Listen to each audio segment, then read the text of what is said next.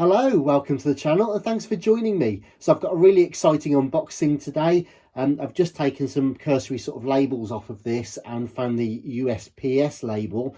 Now for someone that lives in England, that's probably a lot more exciting than someone that lives stateside. So the thing is with USPS is it means that it has come from the States. So really excited. I think I've got a good idea as to what this is. It's really heavy, so let's see what we've got. Just gently break the tape there. Okay, now bearing in mind this has travelled somewhere in the region of 6,000 miles, you'd think there'd be at least a tiny bit of wrapping between the label and the actual unit and the box. You can see there that yeah, I can see inside the box that the actual imprints have been left by the knobs and controls, but fear not, let's see how we get on with this. So I'm just going to open that up, remove what we can. Yeah, it's pitiful for international packaging. It's pitiful. However, I'm going to bring us on to this little beauty in a moment.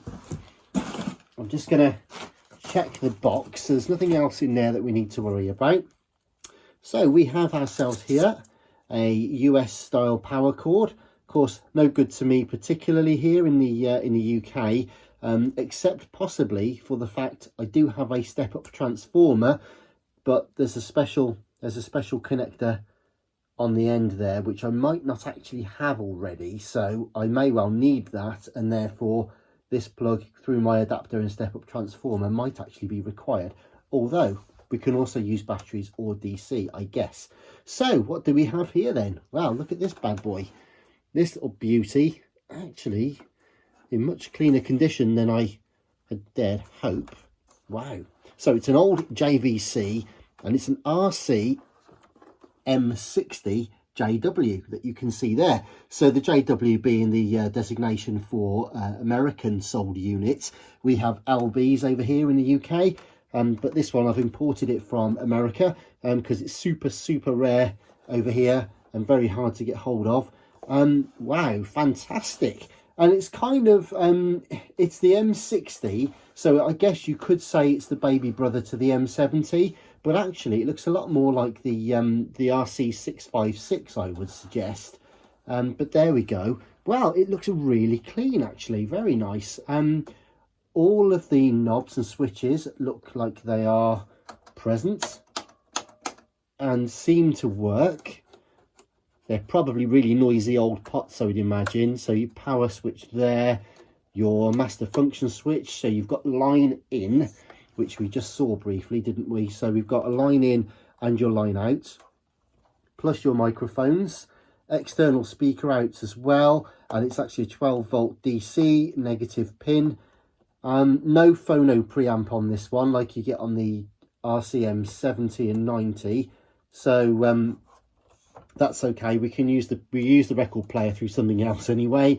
So yeah, so you've got the Sense alloy head there. You can probably see the SA on the inside of the cassette door, and the mechanism is manual, a soft eject, and you can, I don't know if you'll see much in this light. We'll have a proper look in under different light later, but it looks really quite clean. It's been used but not abused. Now soft touch controls here, and I don't know whether or not any of these work yet. I've just inadvertently reset the tape counter, so that might suggest that the tape did work at some point. You can probably see on the camera that the chrome work is actually really nice as well.